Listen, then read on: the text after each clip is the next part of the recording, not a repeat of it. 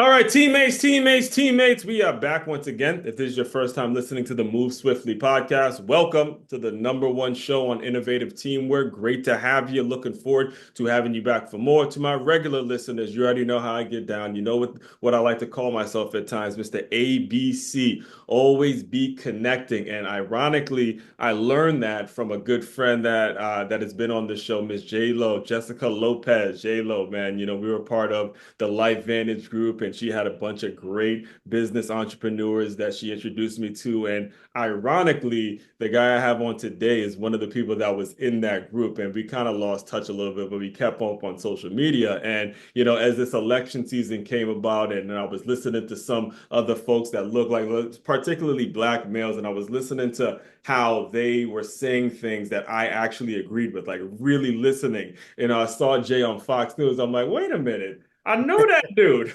I know him, and he's spitting the truth, saying the things that saying the things that we all need to be saying out loud, and he's actually doing it. So I was like, yo, I got to get him on the show. We got to really chop it up, man. So all that being said, Jay, welcome to the show. Thanks, bro. Thanks for having me on, man. Yeah, we lost that connection, like you said, for a minute, but we always bring it back together. So super grateful to be on.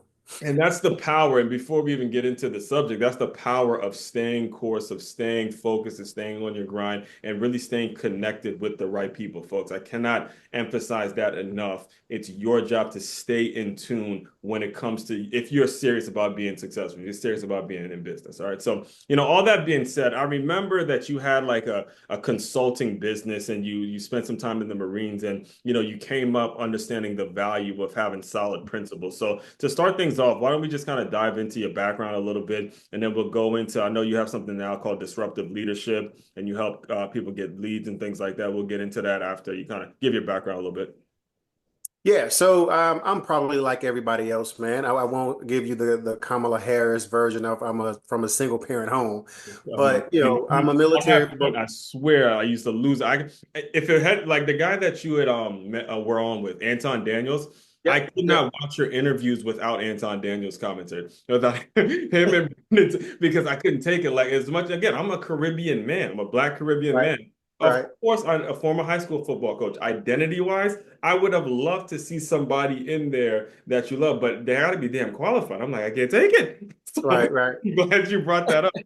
Yeah. Well, I mean, and I'll touch on that just for a second. I think that at the end of the day, man, we have to understand that, identity works when certain scenarios, but not in every scenario. And on Yeah. this one, I just think they missed the mark on this one. Or some substance or something. Like we're not stupid. Like we're gonna see if you're qualified or not. But anyway, we won't start there. So go Well, ahead. yeah, so I'm like most folks, man. Just I am from a single parent home. No pun intended. I'm a military brat. My stepdad moved us across the country a lot when I was a kid.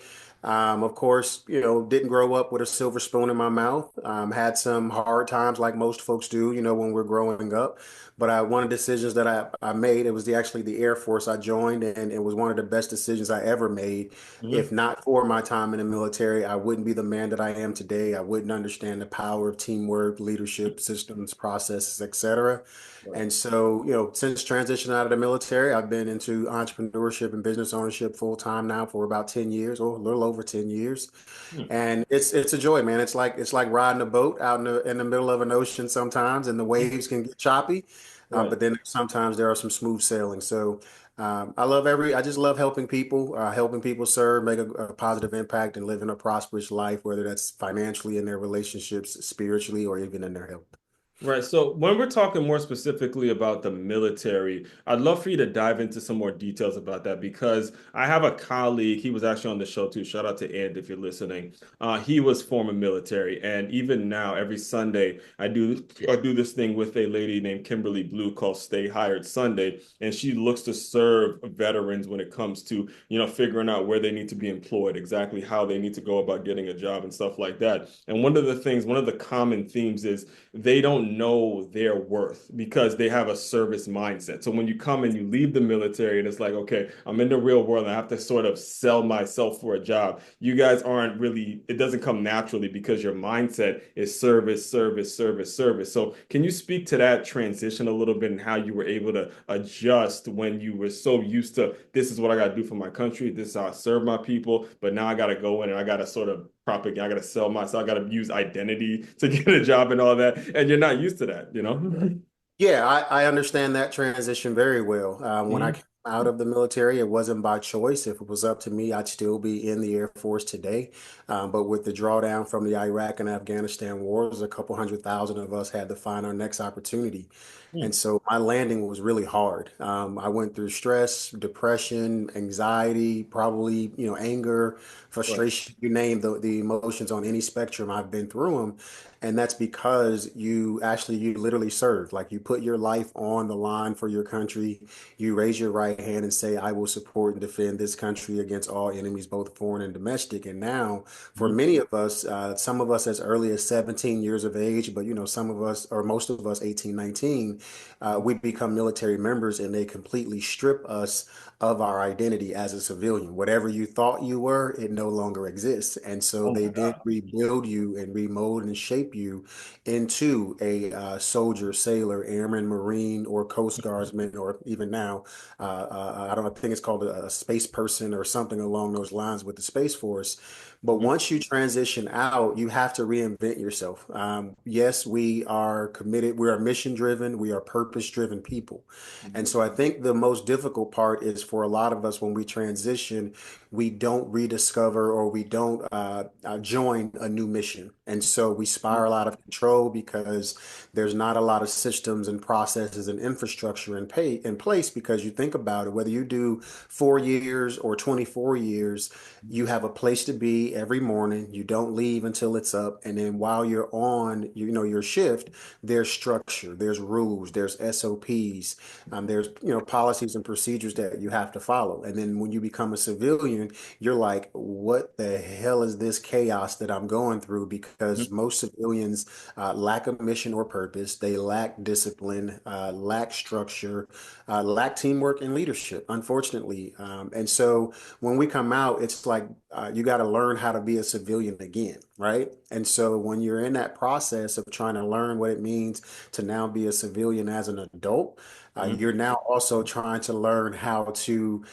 engage and connect and build relationships with people who you, one, don't understand and they don't understand you either, because you come from a different culture, and a different mentality than most people do.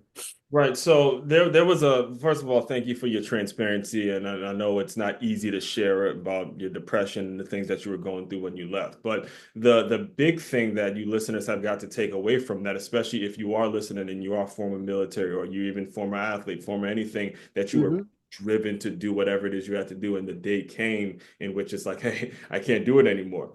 He Right. said mission, mission, mission, mission, mission, mission in bold, blaring light signs.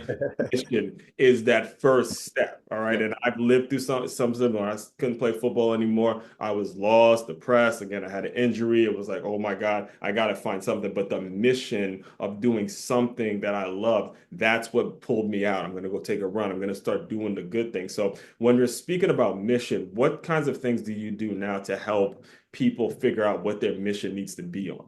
Because that's something that a lot of people struggle with. Even the colleague that I referred to earlier, him as a teacher, he has a lot of experience with security and doing IT and all this stuff. But one of the things he actually struggles with is the mission of this place. And his son goes to the school, so that's one of the things that made him go to school. But the mission of it, it's so hard to find it, especially when you're tied up in a world that, again, they all only talk about money. Again, we pay you this, you shut up and do this. All of a sudden, you know what I'm saying? So like when it comes to mission, can you speak a little bit about how a person can find that mission and figure out how to really just tap in and find some sort of a crack of where, all right, I'm gonna go in that way. Yeah, so for me, it's everything that I do to this day is about mission. So when people say, "Hey, thank you for your service," I tell people I'm still serving. I'm just in a different uniform. And Yep. so when you are a mission driven or purpose driven person, or you're trying to discover what your mission is, the most important thing is you have to really discover like why. And if you there's an exercise that I recommend to people, it's literally just sit down and create a list of reasons why. And Mhm. if your list is at 5, put a little bit more time in it till you get to 50. If your list is at 50, put a little bit more time in it till you get to 100. And the reason why I recommend that is because you're all along the way, you're always going to face challenges and setbacks or some unexpected scenarios that you could never prepare for. And that's just life, that's business. But when you face those challenges and setbacks, and in the early stages, what you'll likely do is you'll literally refer back to that list and start to read off that list. Exactly. And as long as you have enough reasons why this is important to you, in some cases, it doesn't have to be as extreme as I'm willing to die for this, but it will become, at least for me, I can speak from my experience, I'm willing to die for this. And I tell people that I'm going to do the work that I'm doing until the day that I die. That's how committed I am to it. I want to help as many people as possible avoid some of the imposter syndrome, the sabotaging behaviors, all the things that keep us from living and becoming the greatest version of ourselves. Because in becoming that greatest version, that's how, we achieve our mission, number one. But then all the other things come, the opportunities come, the money comes, the relationships come. But you have to be driven by your mission, which should be rooted in your values. And I think a lot of times, a lot of people just aren't clear. Like I had to make a huge shift in my own values because while in the military, I was operating from the Air Force's values. Not that those values were bad values, service before self, excellence in all we do, and integrity first. Phenomenal values. And I still operate within those values, but Mhm. they're no longer my primary values. Love that. And I think once people begin to establish their own individual values and their beliefs align with their values, that's when they begin to take the actions that need to be taken in Yes. order for you to operate in your mission. Yes, and on that point, I want to make sure everyone understands as well. You all have a why. There's no single human being in this world that doesn't have a why. I don't want to hear the excuse, oh, that person been through this and that person been through that. Oh, so that person has a bunch of no. You have a why. Every single there's not one perfect situation at all in any situation. All right. You have a why. You have something that really pulls on your heartstrings, and it's on you to actually express it and figure out what it is. I'll give you a great example. Just yesterday, again, we're recording this, by the way, guys, the day after Thanksgiving. So had a ton of family members here, over 50 people over at this house, and the house I grew up in Silver Spring, Maryland. And my uncle, who you would think, again, always fun, always having fun, drinking, having fun, do whatever it is. They asked him to say grace, and he started getting teary-eyed. He started crying, just thinking about everyone in one area. His mother, my grandmother, passed away a couple of years ago, and to know that we were all still here kicking strong, that brought him to tears when it was supposed to be kind of a fun environment. But you just never know what's triggering someone. You never know what's on someone's heart. You never know when someone's going to actually say, hey, I need to get this off my chest and I need to actually express this. So I think it's really powerful what you shared in terms of sitting alone and figuring out what that why is. And it's between you and you, folks. It got nothing to do with nobody else. Express it, write it down, get clear on it, because then you're able to serve the world. And that brings me to the next thing I want to talk to you about, because as soon as you left the military, did you get like right into consulting? Who were the clients that you were looking to attract, and how difficult was it to really just get established when it comes to, because again, I could see someone meeting you and be like, okay, he's kind of intense, or how were you able to find the right people to serve and then ultimately, build a business around that? Yeah, so I definitely dove head first over into it because, like I said, getting out of the military wasn't my choice, and so I had like 11 grand, saved in like a little retirement account, and that went by super quick. Oh yeah. I was a full-time single dad with a mortgage and car payment, so that just vanished like ashes, man. So Wow. yeah, Yeah, I dove in. I gotta applaud you on that, because Yeah, that just hit me like, oh my gosh. Anybody out there making excuses, I don't want to hear nothing. And I deal with a lot of single parents, a lot of people making a whole lot of excuses out there. That man just broke down the numbers and to the car payment, which you need your car if you're gonna have kids, right? sure, But you sure. made sure he made it work. So kudos to you on that, brother. Yeah, man, I think, for a lot of us when we um when we dive into something, and I'm going to give you a little context, Yeah, and go then I'm ahead. going to come back and answer your question. Hmm. Like when we don't realize, and I was talking to my sister and my wife about this literally this morning. Hmm. We have to dive into it. We have to take the action first Hmm. in order for the resources, the people, the opportunities to present themselves. So a lot of times, at least in the culture, Southern Baptist, where I grew up. Hmm. Everybody's always talking about, oh, I'm waiting on God. Oh, I'm waiting on the Lord to show me. Oh, no, God's not, don't need you to wait on him to do nothing. God's already did what God needed to do. It's up to you to take massive action. And there's Hmm. always going to be someone with a scenario or a situation that's worse than yours. So you can swim around in that pig slop if you want to, or you can take Right. massive action and change your results. Mhm. So for me, it was very intense. Like I was living in Macon, Georgia, about an hour and a half south of Atlanta, and I would go into different organizations, just literally looking for opportunities to serve, right? Because that's literally was my DNA You and my weren't makeup. you weren't wearing that shirt though, were you? No, I wasn't wearing a shirt, not at the time. At Making least sure you not when were I went into these business meetings, I wasn't. okay, bro. Just have to make sure we broke that down. All But right. you can best believe, Just say anytime he wearing a outside of band. that, though, I'm rocking my Bama shirt. All right. Just making sure But you all yeah, right. man. So I was in a meeting one day, and this lady came up to me afterwards, and she was like, "Hey, like, where are you from?" Mhm. And I said, I lived in Warner Robins, which was like a neighboring small town to Yeah, oh Macon. yeah, I've heard of you. I heard of Roberts. Mhm. And she goes, no, no, no, like, where are you from? And I was Mhm. like, oh, okay. I said, I'm from Birmingham, Alabama. Right. And she goes, really? Now she's like, but you don't sound like it and you don't act like it. I said, well, I'm stationed out at Robins Air Force Base. I've been out there for 12 years. And she was like, ah, that's it. And I was like, what's it?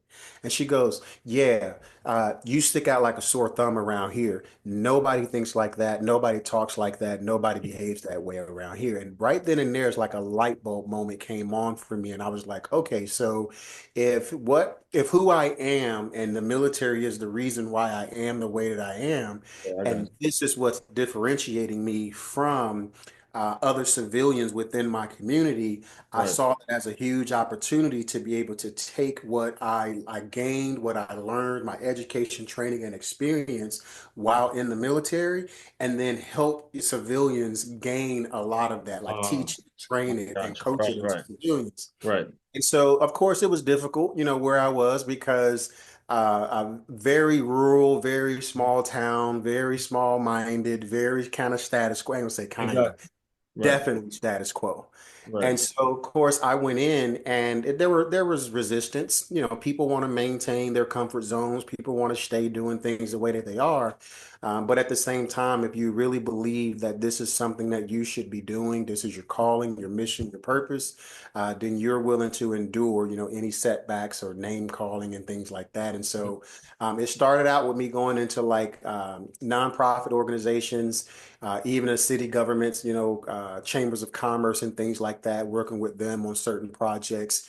And then once we started to grow, we've kind of evolved and created basically our own, mastermind group, and we call it Disruptive Leadership Alliance, specifically for experts, leaders, and online entrepreneurs. Right. So before we started recording, I was actually listening to a video where you talked about the idea of creating raving fans, and you used Trump as an example. But even before Trump, I heard the first person I heard talk about raving fans was Tony Robbins, and he would break down business as just innovation and marketing. And when you look at some of the lessons that you look to pass on to these people, because like you just mentioned, it's difficult to start, especially we're talking consulting because you're fighting mindset, you're fighting human nature, you're fighting folks who have this, especially in a small town. You have this thing done this way. This is the way business works, and we're just going to accept it. So when you're talking about actually changing folks' minds, you have to really bring a level of expertise to a specific area. So as you're explaining that to people and you're trying to get people to understand it,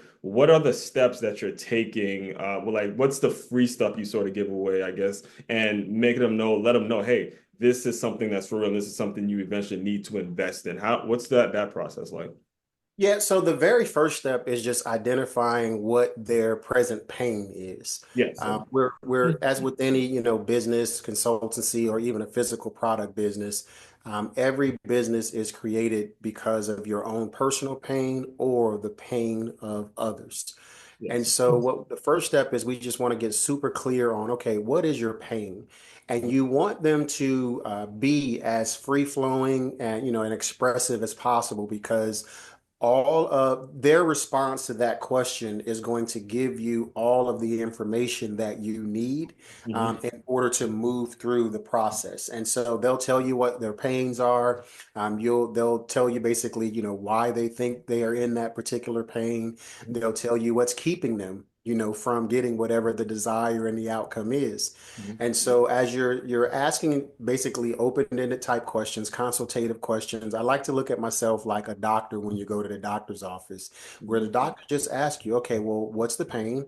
What all have you tried? What is the ultimate, feeling or ultimate result that you want? Yeah. And then the doctor basically sits down and says, all right, well, here's the process that we're going to go through to help you get from where you are to where you want to be. And then the most important thing after we go through that process, we ask, what is it costing you?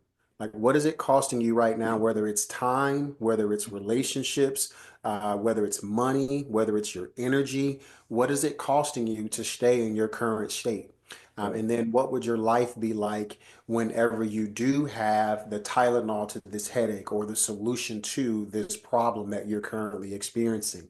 And once you gather all of that information, that's when you're able to say, okay, I think this, whether it's an individual in a B2C environment or a B2B environment, if you're, working with businesses and organizations, you then get to decide who you want to serve and who you want to work with as your clients. Right. And that, to me, I think that's the most refreshing and fulfilling part of the work that I do is, I get to pick and choose who I work with, and I don't have to settle for people who I think you touched on it earlier, who make a bunch of excuses and complain, Exactly.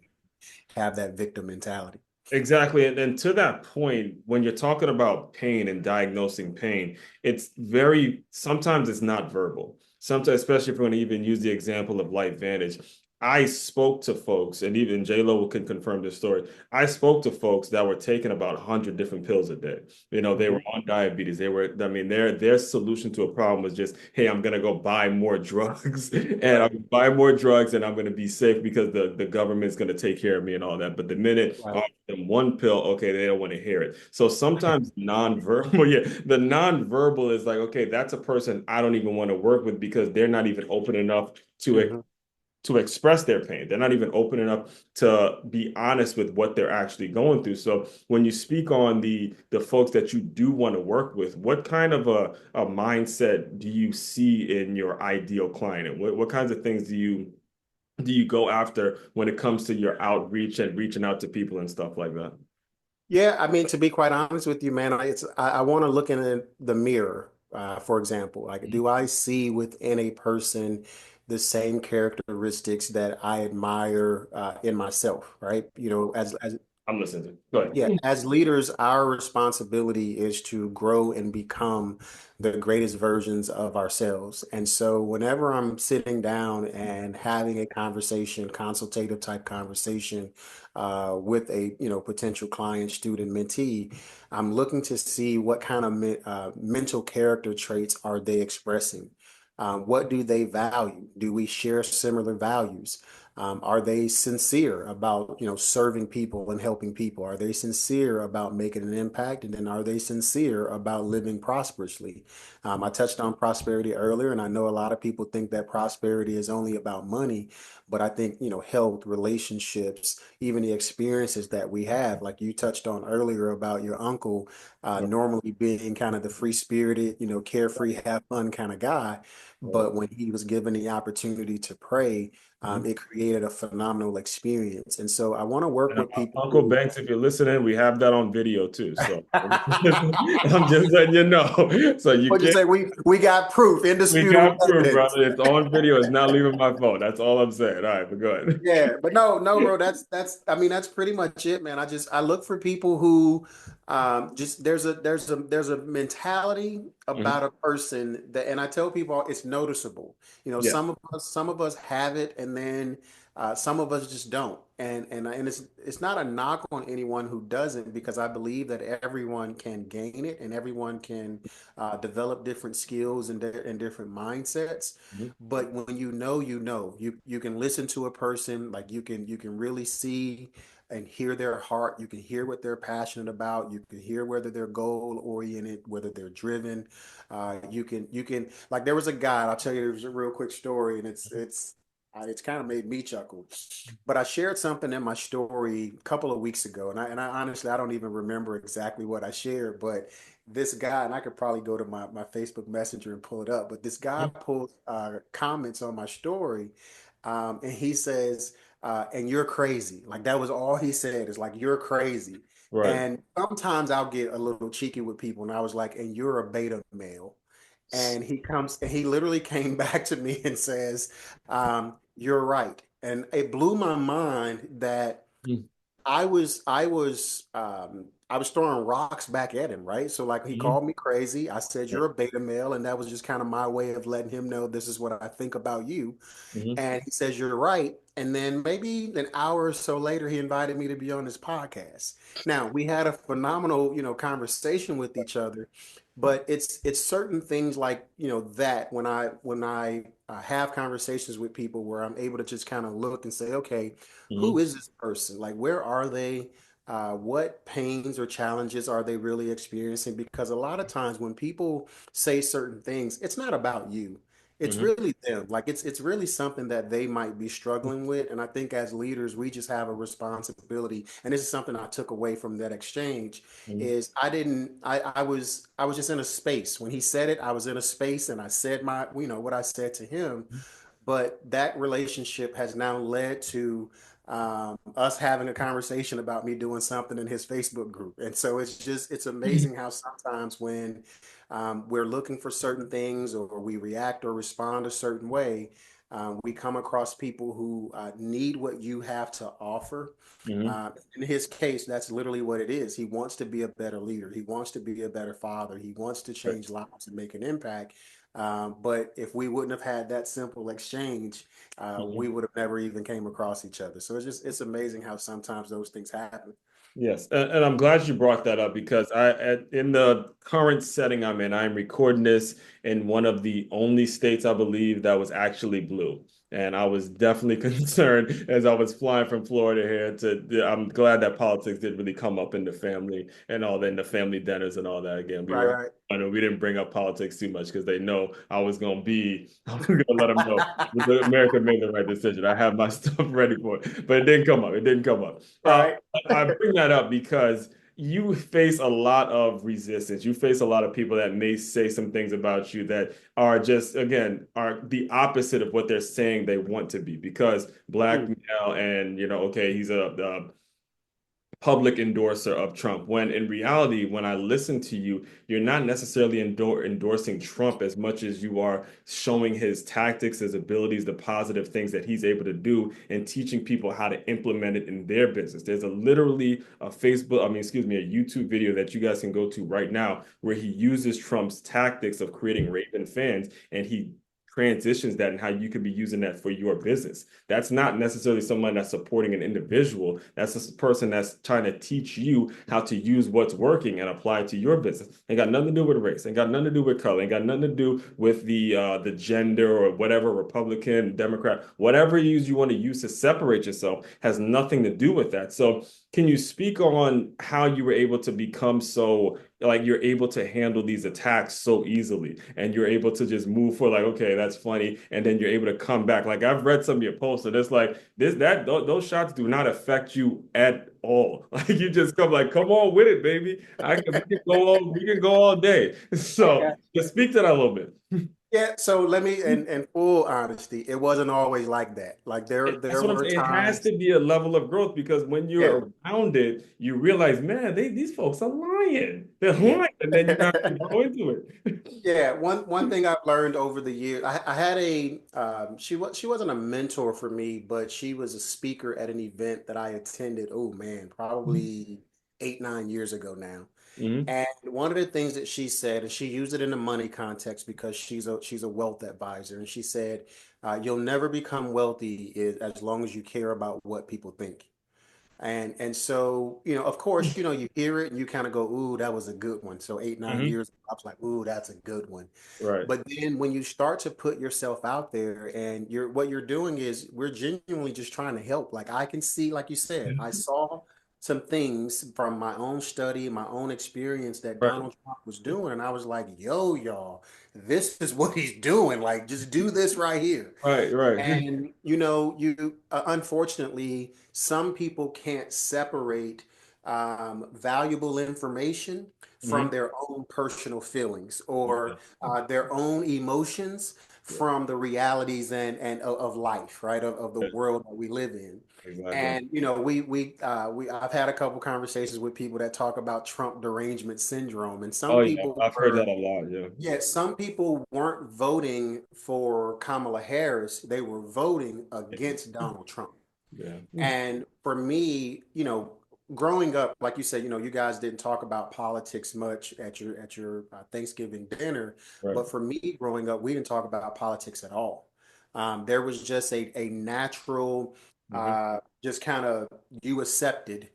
This is what everyone else is voting, or this is what everyone else Yeah. believes, and so that's just naturally what you It do. was right. Mhm. And over the years, what I started to do, and this is while I was in Baghdad, Iraq, believe it or not, President Obama is the one that forced me to begin to critically think about a lot of things. So Exactly. while in Baghdad, Iraq, I mean, literally, I felt like This, every day I probably could have died. Go ahead. this is 08, right? Because we So I'm in Baghdad from December of '09 to right, we had just put him in office, right? yeah, to June of 2010. Mhm. And so at that time, like most black people, or especially young black men, Yeah, we listen, I admire. wouldn't care if it wasn't for. I would not care about politics. I was right there Yeah, like with Sue. my dad you just met. We Right? voted together. I mean, I'll never forget the glow in his eyes when he won. I was like, Yeah, I was in like the moment he created for all black men. That's yeah, something that I would never ever forget, and I for close sure. really close to my heart because that was a beautiful moment. But then, like you said, Yeah,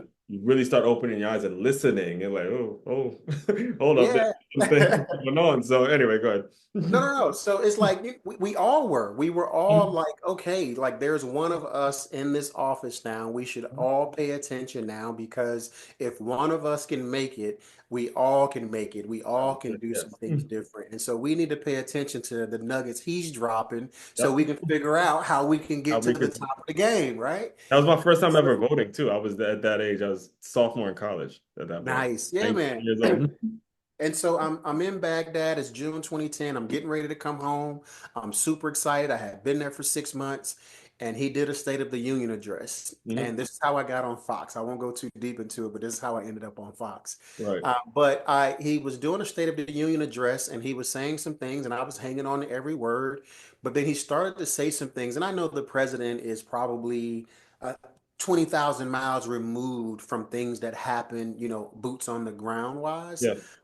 But I do believe that, his message is the message that, everybody's listening to and paying attention to. And so he started to talk about the state of things and specifically some things that were happening in regards to us pulling out of Iraq and pulling out of Afghanistan. Hmm. And as he was saying it, I'm literally ground zero, Baghdad, Iraq, and I'm looking around going, Wow. yeah. Hmm. Yeah, this dude is not telling Wow. the truth, the whole truth, and nothing but the truth. So help you God. Now, again, I respect Hmm. that the president has to do what he has to do to share a specific message to the people, and he Yeah. can't give away secret, top secret information. Right. But this wasn't top secret information. And Yeah. because I was boots on the ground, I had a level of insight that most people wouldn't have. And so when he started to say certain things, I was like, hold up, we're building sidewalks, we're building streets, we're Mhm. erecting buildings, but you're saying we're leaving here. And Mhm. these actions don't line up with the words of we're gonna leave here. So Right. right then and there, I started to question a lot of things. Since Right. then, I've questioned thousands of things. Mhm. But right then and there, I questioned a lot of things. And so I just started to think critically. And over the years, I started to, pay attention to politics, like you said, a little bit more. I listened very closely. I watched some world events, of course, not knowing Mhm. all of the details. But what I would always do is I never allow myself to become indoctrinated by Mhm. uh, one political perspective media group, right? Like most people listen to one Mhm. channel and they do not change the channel. And Exactly. so because they never change the channel, they become indoctrinated by the propaganda, whether it's left wing, right wing. This is not a knock on any group. Mhm. Either party, both sides, you become indoctrinated and you become an extremist, and that programming and that conditioning, it becomes deep and it becomes your beliefs, and you begin to make decisions based off of that. But what I started to do is I started to kind of play tennis, man, where I would bounce back and forth between, all Exactly. MSNBC and Fox and Yes. BBC, and I would just listen to them all. Yeah. And as they say with everything, there's the his story, her story, and then the truth is Sure. right in the middle. Right.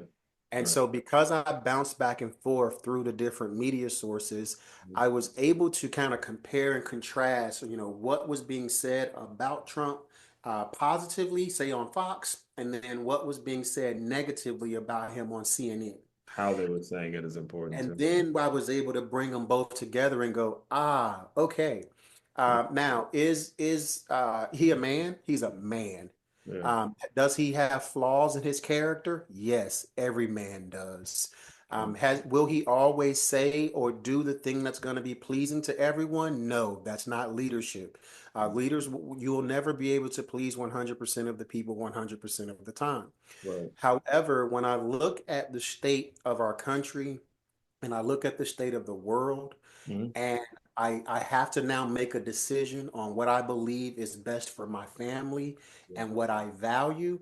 That's what drove my decision to not vote for Trump, but Mhm. I voted for what Trump was presenting in terms of his policies and the things that he felt was important, or at least his staff and his team was telling him, sir, Mhm. these are the things that are most important, and these are the things that you should be talking about. Yeah. And so his messages, his delivery, I'll be honest with you, I'm Yeah. not a I'm more of a, like I said to you earlier, I got a little more alpha male in me than probably some other folks might have, and that's okay.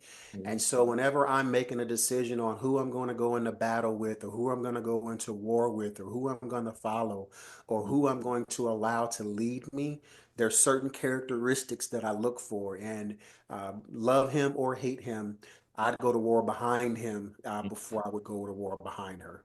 Yeah, and it's interesting that you said that. First of all, thank you for laying all that out. That was very, very important for a lot of people to hear because as you were talking, I was starting to write down critical thinker, and you said the word critical. You said the word be very critical. And one of the things, actually, technically, three of the things that really struck me throughout the entire process is one, I have an aunt that lives in Miami that hates Trump beyond belief. I have a colleague, the only other black colleague that I have outside of my boy Ant, who just started working there. But he, when I say hates Trump, I mean he literally walks around West Palm Beach, bro, having shirts saying F Trump, like walking around West Palm Beach with that. And then it was JD Vance, the quote unquote never Trumper, that he used to be a never Trumper. So I asked my aunt and I asked the colleague, I'm like, okay, is there one nice thing you could say about Donald Trump? Give me one nice thing. I mean, there's something, I don't care how angry or how much you hate a person, there's one nice thing I could say about the Ohio State Buckeyes, right? There's one, you know what I'm saying? There's one thing that you could say that says, okay, all right, I don't like this, but there has to be one nice thing. And the fact that neither of them can say anything positive about him, and then the fact that he would pick a vice president that was at one point a never Trump, I'm like, oh, this guy just wants what's best for the country. Like Mhm. whether it's like he doesn't care what you said about him before, he didn't care, take nothing personal. I'm talking about JD. I did a whole show on this. It is on camera where JD Vance has said he would never vote for the guy, and now he's his VP. That tells you he's somebody who's willing to make the sacrifices that a leader needs to make.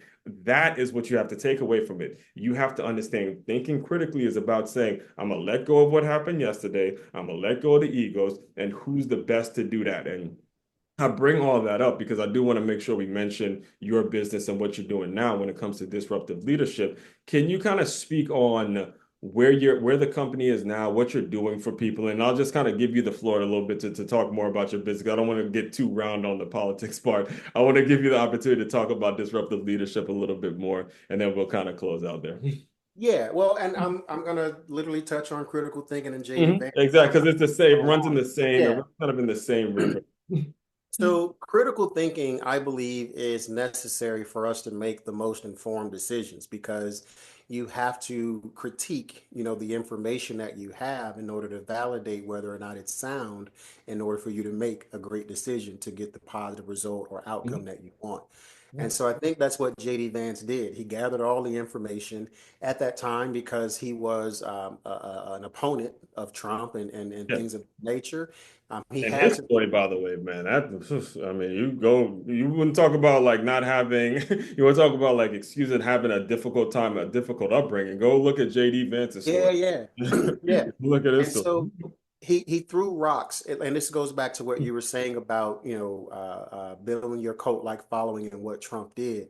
Mhm. JD Vance was just throwing rocks at Donald Trump so that he could get his fan base on his side because you have to create a common enemy and you have to polarize yourself against that enemy. And so that's what JD Vance did. And so that's part of what we do within disruptive leadership. It's just Ah, helping there we people go. identify, hey, who are the big dogs? Who are the players in your industry? Who are the people Mhm. that's making enough noise and getting a lot of attention? Right. And helping them, one, become courageous enough to get out there and throw Yeah. rocks at whoever they're going to throw rocks There at, you go, baby. and be able to withstand the heat and the trauma that's going to come as a result of you throwing rocks. Yeah. And so you saw that, you probably saw a lot of that when I was talking about the Democratic Party, when I was talking about Mhm. Kamala Harris. My critique of Kamala Harris and the Democratic Party as a disruptive leader, it came from from the perspective of if if someone doesn't say something out loud that we're all thinking and talking about within our homes, Exactly. Mhm. we will continue to perpetuate the status quo and nothing will ever change. And Mhm. this is specifically for people of color because Mhm. I believe that there are strategic and systematic things that are done Mhm. to maintain oppression, albeit it's covert. It's a lot more covert today than it once was. Mhm. But I still believe we have to stand up and speak truth to power. And there were a lot of tactics that I saw that for me was pretty easy to see, but not a lot of people could recognize it. But then of those who even recognized it, not a lot of people would say anything. Right. And so because I'm the kind of person that loves to challenge the status quo, I love helping people challenge the status quo. I love helping people stand out. Because at the end of the day, man, the squeaky wheel gets the most attention, Mhm. right? Right. Those that punted the system are always the ones that are remembered. If you look at Dr. Martin Luther King, Jesus, Mahatma Gandhi, you name it, the list continues to go on and Mhm. on and on. They were all rebels. None of them fit in. None of them just accepted things as they are. Mhm. And so that's what we do. We help you get clear on your target market. We help you get clear on your messaging and then positioning you with the credibility, the authority. It's for you to stand out and become a leader within your industry so that you can go out there and change lives. Get your own dreams and your desires. Of course, Mhm. if money is one of those things, yeah, we got to make money because money is very important. Right. But like we said, we want to make sure it's rooted in a deeper cause and a deeper reason why and a mission. Yeah, and it's so I gotta tell you, Jay, it's so gratifying to hear a black male say that, and it was something that Charlie Kirk had said in the hundreds of videos I've watched about with Charlie Kirk, in which he talked about black fathers and black fatherlessness, and that needs to be more the concern than who's in office because he made us a point. Like again, you guys know Charlie Kirk, he go come with his facts. Yeah. So he said, look, black women married the government and left black men, and they've kind of forgotten about what we're about and the fact that what we want and our needs and things like that. So when I hear you talk about don't be afraid to buck the system. Don't be afraid to throw rocks. Do whatever you have to do to get the attention because you know you have the ability to follow up with whatever it is you're saying. So definitely from a black man to black man, definitely appreciate you bringing that up because we need more of that. And this one of the things I talk about on this show all the time is how much we have got to step into our boldness and stop being afraid of challenging authority. We have it, it's in us. Look at what we did, folks. Look at what we did. I mean, from Obama to 2 terms of Obama to even, when we said to ourselves, hey, this isn't working. We come together. We are the most powerful group of people. And I know I'm a little biased when I say that, but we can be the most powerful group of people because of our shared experiences and our ability to critically think and use our common sense, unwavering common sense to go after whatever it is that we need to go after. So, all that being said, I want to be respectful of your time. Can you just tell people how they get in touch with you? Where do you normally send people if they want to work with you? All that good stuff. Yeah, I just tell people, man, just come and connect with me on any social media platform, whether it's LinkedIn, Facebook, Instagram, TikTok, or Threads. Just find Jay Jackson. In my bio, you'll see where it says, I advise leaders to elevate their impact, income, and authority Mhm. without losing their damn minds. And so, Yes, sir. uh, I said just common sense, folks. Remember, I said common sense. Yeah, it's just, and that's what you're going to get from me. You're going to get a Right. no BS common sense approach to life and business. And if you're about change and transformation and making an impact, man, we can have a whole lot of fun together. Absolutely. And all of that will be included in the show notes as well. So, Jay, the final thing I do to close out all the shows is I want you to use your imagination a little bit. You are back home. You just finished, you're back. I believe they call it, what do they call it? I want to make sure I get it right. When they don't send you back to the army, it starts with a R. To my reintegration, Not reintegration, deploy, not army. deploy. Gotcha. Deploy, yeah. So Gotcha. you're back home. You weren't deployed or whatever. I want to make Yep. sure you're getting the terms right. But anyway, you're free, you're here, you're able to do your thing, but you're depressed. You don't know what your next move is. You're going through whatever struggle it is you had mentioned earlier, obviously single dad, how you're going to make your car payments, all that. Pretend that version of Jay is back in the Zoom room. Give that young man some words of encouragement, and we will officially close. Yeah. The one thing that I would say is it's going to take a lot longer than you thought. However, you're going to be better than you were when this all started. That would be the advice that I would give to that version of me. Mhm, Uh, you're courageous enough, you have the ability, you're good enough, you have the skills, you are already unique and different. mhm. And that uniqueness and that difference about you is what pisses people off. Yeah. Lean into that with all of your weight, and everything's going to be okay. And that's it, guys. As promised on this show, whatever your challenge may be, the reason I close out with that question is because whatever your challenge is, whatever your obstacle is, whatever you feel like is in the way of whatever goal you may be having, we're here to indirectly tell you you're not going through it alone. Just keep on leaning into it. All right. Fellow teammates, continue to move swiftly. We will talk more soon.